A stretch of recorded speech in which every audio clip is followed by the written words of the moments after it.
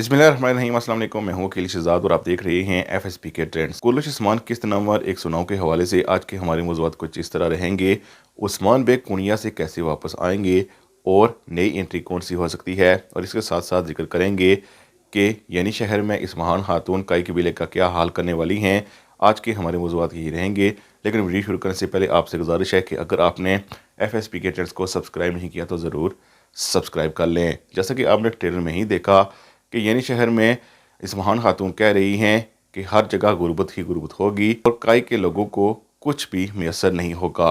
यानी अगर तजारत के हवाले से कहा जाए तो इस महान खातून वहाँ ऐसा कुछ करेंगी जिससे लोगों को धमकाया जाएगा कि आप गरीब से गरीब तर होंगे और आपको खाने को भी कुछ नहीं मिलेगा। इसीलिए हमारे हाल में बहुत से लोग मरण खातून और बाला खातून को छोड़कर इस महान खातून का साथ देने का फैसला भी करेंगे। लेकिन असल मौजू ये है कि उस्मान बे कुनिया से कैसे आज़ाद होंगे। जैसा कि मरण खातून को आपने जंगी लिबास में देखा है और वो ट्रेलर में किसी से लड़ भी रही हैं। यकीनन मरण खातून कुनिया की तरफ गई हैं और जाते हुए उन पर हमला हुआ है। लेकिन हमारे ख्याल में मरण खातून कुनिया से उस्मान बे को इस तरह आज़ाद नहीं करा सकती।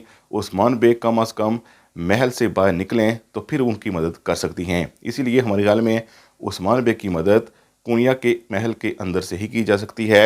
हमारे ख्याल में महल के अंदर बहुत से ऐसे लोग होंगे जो सुल्तान मसूद को सुल्तान के तौर पर देखना चाहते हैं और हरगिज़ पसंद नहीं करते कि उन्हें कैद किया जाए। वो उस्मान बे की मदद कर सकते हैं क्योंकि उस्मान बे कैद ही सुल्तान मसूद की वजह से हुए हैं। इसके अलावा ये बात भी हो सकती है कि मंगोल उस्मान बे को अभी मारना ही नहीं चाहते। वो गजान खान को पैगाम भेज सकते हैं कि उस्मान बे का क्या किया जाए, और हो सकता है कि गजान खान ही कहे कि उस्मान बे को अब भी ना मारा जाए। और इसी दौरान उस्मान बे मंगोलों से बात करें और ये बताएं कि इस महान खातून कैसे उनके खिलाफ इस वक्त बाज़ंतीनियों के साथ इत्तेहाद कर चुकी है।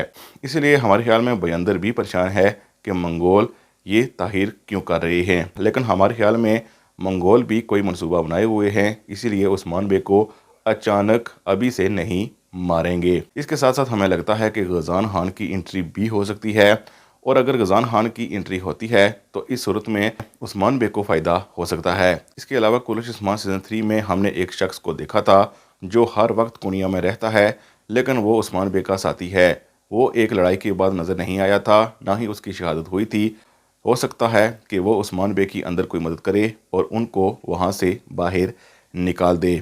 इसके अलावा ये बात भी हो सकती है कि तुर्गत कोहिनूर के बारे में ये जान चुका हो कि इस महान खातून इसे आजमा रही है, इसलिए उसके बारे में बता दिया हो ताकि इस महान खातून ये समझे कि तुर्गत इस महान खातून के साथ है।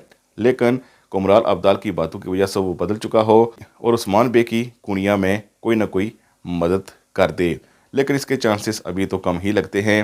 लोग हम पर इल्ज़ाम लगाते हैं कि चाइना के तुर्गत को आप इतनी वैल्यू क्यों देते हैं, वो भी सस्ते यूट्यूबर्स। लेकिन हमारा ये तज़िया होता है, हमारा तज़िया गलत भी हो सकता है। लेकिन इससे पहले जितने भी तज़िये हमने किए हैं वो 90% ठीक ही हुए हैं। तुर्गत के हवाले से हमें अभी भी लगता है कि वो अभी शो अपने आप को नहीं करेगा। लेकिन उस्मान बे को ज़्यादा इम्कान इसी बात के हैं कि महल के अंदर से ही कोई ना कोई मदद मिले। इसके अलावा उस्मान बे को तारीही अल्प भी आ सकता है, लेकिन तारीही अल्प अकेले उनको बचा नहीं सकता।